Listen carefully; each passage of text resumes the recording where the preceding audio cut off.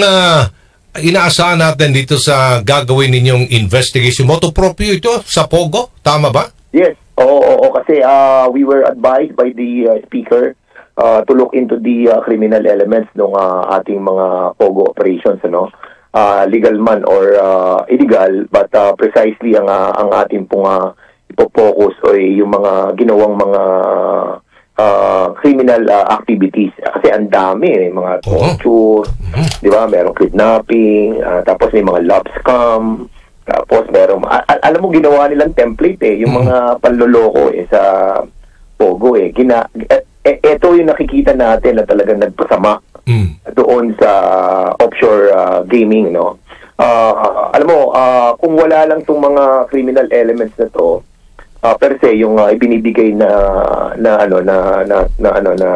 kita ang ating gobyerno, masasabi nating okay na rin, di ba? Na nakakatulong dahil nga marami namang sugal sa buong mundo, di ba?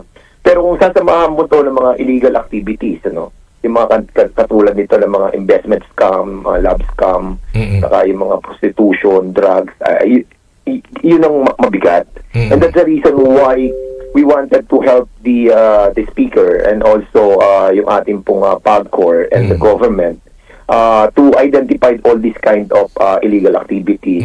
And at the same time, get the help of the ating mga local governments dahil nga identified na ng PAOK-TF tong mga lugar na kung saan ay matatagpuan yung mga illegal na mga pogos. So what is preventing them to implement the closure of the different illegal pogos?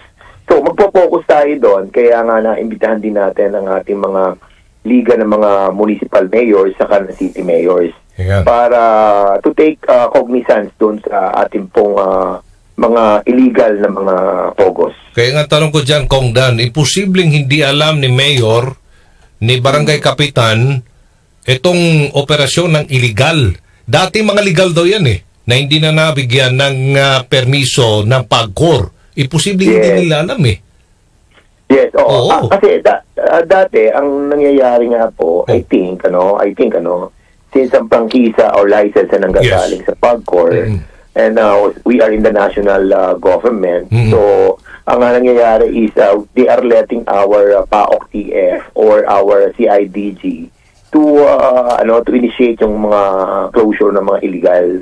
But unfortunately, sa dami ng mga na-mention ng mga illegal pogos, I think hindi kaya ng PAOK-TF saka ng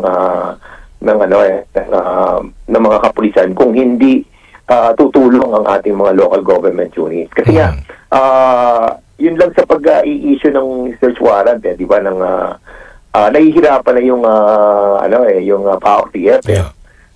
You have to undergo a series of requirements bago mo makuha yung search warrant. Pag naitip na yun, wala na, ka na talaga. Sitwasyon na nangyari that this was discussed to us, and that's the reason why we will be conducting this investigation para malaman natin kung saan naroon ng loopholes. Bakit hindi, kasi tingnan mo, isipin mo, Aljo, Opo. Sinasabi ng PAOK-TF almost 400 legal. Pero ilan pa lang yung mga nare-raid nila. Di ba? So, hindi pa nare-raid halos lahat ng mga sinasabi nilang illegal. And kung titignan mo ang PAGCOR, sumulat na sa PAOK-TF at sinasabi nila na meron itong mga dapat na mga illegal na i-raid na. But of course, ilan lang ang tao ng PAOK-TF. I think doon tayo merong kulang, may failure tayo doon. And that's the reason why we need our LGUs to step up on this. Marapat siguro dito, Kong Dan, natukuyin talaga kung sino ang mga protector nito. Protector talaga oo. Dapat malaman ng taong bayan. Yes, and that's the reason why I think hindi naman natin nila lahat, but of course, kung sakasakali na hindi nila mapapasara yung mga pogos, siyempre mag-iisip tayo, bakit, di ba? Kung identified na to ng PAOK-TF, identified na to ng national government, ng PAGCOR, ng mga illegal, so there's no reason para hindi nila ipasara otherwise will be construed as protecting the illegal pogo. Merong ginagawang in aid of legislation na investigation din sa Senado. Nangunguna rin dyan si Senator Sherwin Gatchalian. Yung met-maya talaga nire-raid niya. Ano pong pinagkaiba po nitong in aid of legislation ho ito, di ba? Sa Congress naman, sa gagawin po ninyo motu proprio investigation sa Pogo.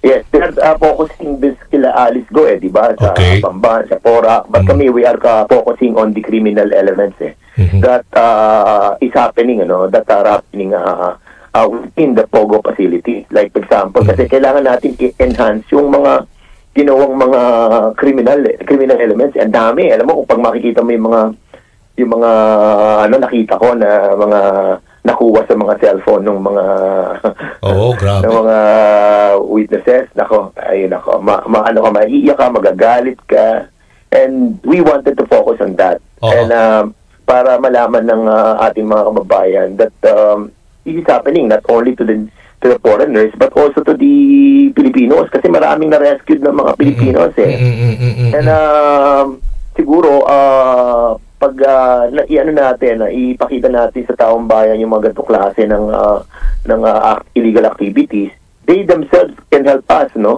para matulungan yung ating local government units, yung ating PAOK-TF, yung ating DOJ, and also the PAGCOR, para i-eliminate na yung ganitong klase ng ganitong activities sa mga Pogo hubs. Ipatatawag nyo rin ang Immigration Bureau, DFA dito, Kongdan, kasi yung mga issue ng visa, ang daming visa kasing ini-issue, hindi lang sa immigration, meron pa sa Department of Tourism, meron pa sa mga economic zones, at inaabuso ito late registration pa ng birth certificate sa mga local civil registry, na nakakakuha silang authentic birth certificate at nakakuha pa ng mga passport ang mga ito.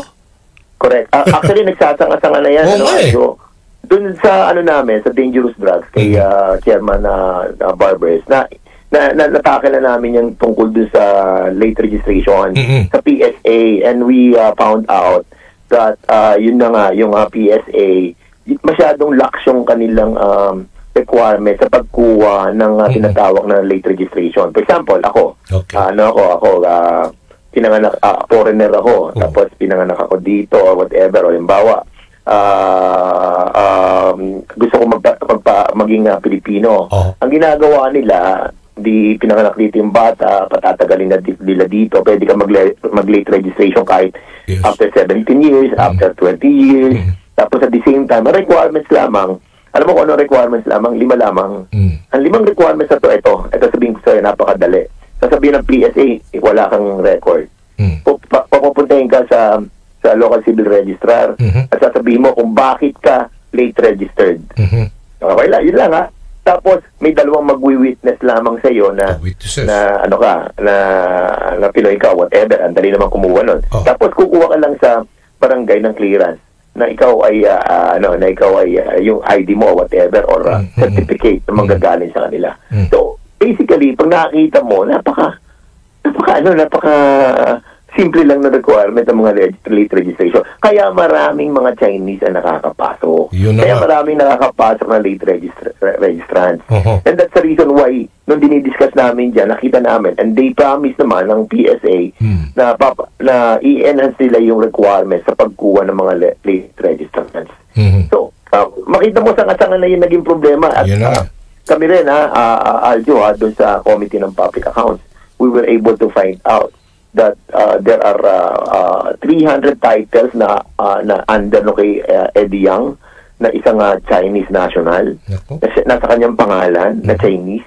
Paano nyo nabili? More than 1,000 of hectares yun, ha? Ano pa to? Chinese national? Chinese, Ba't ka pabili ng lupa? Kasi nag-ano rin siya eh. Maraming late registration siya.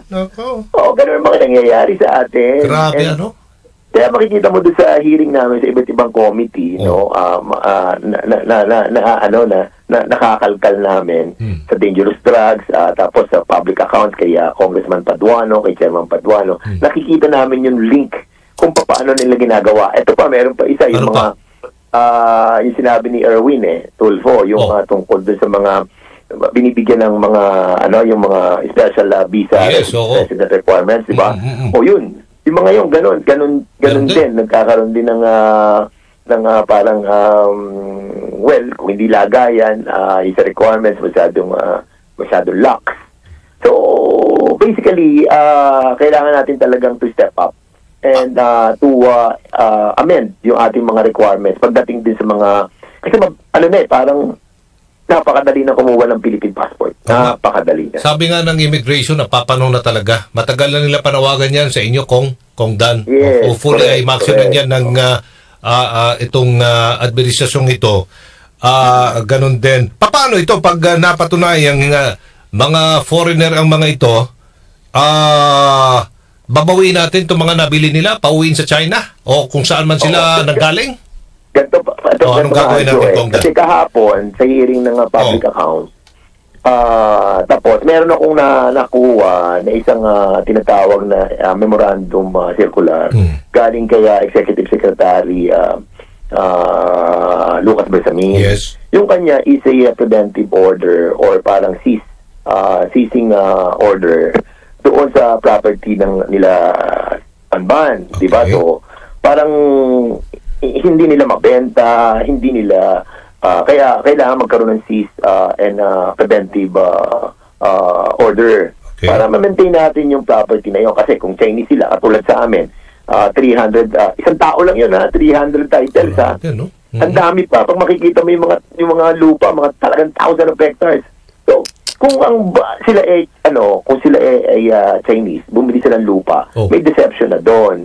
So, it was parang void of nation na yung pagbili nila, mali na sa una pa lamang, di ba? And under the AMLAC provision, sa section I think 13 and 14, lumalabas doon yung tinatawag na falsification of public documents, tapos violation sa SEC registration.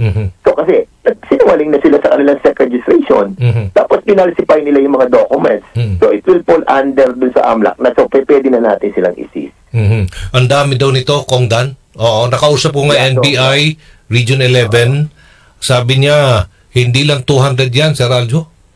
Malamang, ang dami niyan. Aabot ng 10,000 mahigit yan na nakakuha ng mga authentic na mga document na mga Chinese national, sir. Oo, Pilipino, peking Pilipino. Kaya nga, ang sabi ko nga sa PSA noon, ibigay nyo kami, ilan ang pumasok doon sa late registration ng mga Chinese, ilan ang Malaysian, ilan ang ganyan, para makita natin. Pero, having said that, going back doon sa mga alam mo, madaming mga, hindi lang Chinese yung mga na-rescue may mga Malaysian, may mga Indonesian, may mga Vietnamese. Talagang makikita mo yung pagkakatorture sa kanila, yung trauma na inabot nila na kidnap. Alam mo may mga nahuli na identified yung mga yung mga perpetrators At talagang ikinulong sila doon ng mahabang panahon and under sa article, I think sa Revised Penal Code, article 267, yung kidnapping and serious illegal detention. Reclusion perpetua to. Habang buhay na sila makakukulong dito. And it's high time, nakapag-file na rin ng PAOK, TFC, ITG. And siguro, tignan natin kung kaya i-expose natin to na mabuti itong mga criminal activities na ginawa para na sa ganun matakot na talaga itong mga gagawa nito. So, abangan na lang namin kung ano pong kalakaran ng gagawin po ninyong investigation. And from there, gagawa po kayo ng batas, lilinisin natin. Ayusin natin ang mga batas sa mga foreigner na nais magnegosyo, nais manirahan. Wala namang problema kung dan Basta sumunod lang sila sa batas. Opo, go ahead po. Tama. Kaya nga ako, sabi ko nga dito, kasi madami nagsasabi na iban daw yung Pogo. Okay naman talaga kung gusto ng presidente na iban. Sa Pangulo yan, di ba? Tayo susunod dyan. Ako nakikita ko dyan, okay, nauna nagkaroon na ng ganyan na bulabog na yan, di ba? Basically naman, yung ako against ako sa gambling against ako talaga dyan. Pero siyempre, pag mga legal na gambling, pinayagan na ng gobyerno, you have no choice but to support that. Yes. But of course, yung kung meron na tayong legal na ganyan, di ba? Huwag na tayong mag-illegal na mga ganitong klaseng mga scam. And we protect the legal operation of the Pogo na talagang nag-ooperate ng offshore gaming. Now, without this kind of scam na nangyayari doon sa mga illegal na mga pinasara. Kaya, So, kung meron tayong existing na pogo ngayon na sinasabi nila na 46, so let's maintain that and i-maintain natin tapos make it sure that wala nang gantong klaseng illegal activities that will happen. And that can be done. Why? Kasi na-expose na nga diba? Na-expose na So matatakot na rin yung mga yan. And at the same time, alam na ng mga authorities, alam na rin ng LGU, and we will never allow yung mga things that will happen like that before. Kaya, moving forward, I think, we need to somehow, to maintain, retain, and protect yung mga legal na mga pogos. Okay, natumbok mo. Kong Dan Fernandez, maraming salamat sa inyong panahon. Thank you. Thank you, Aljo. Maraming salamat at mabuhay ka. Good morning po. Good morning. Thank you. Kong Dan Fernandez, House Committee on Public Order and Safety Chairman. Si Aljo Bendijo sa DCXL News. Oras po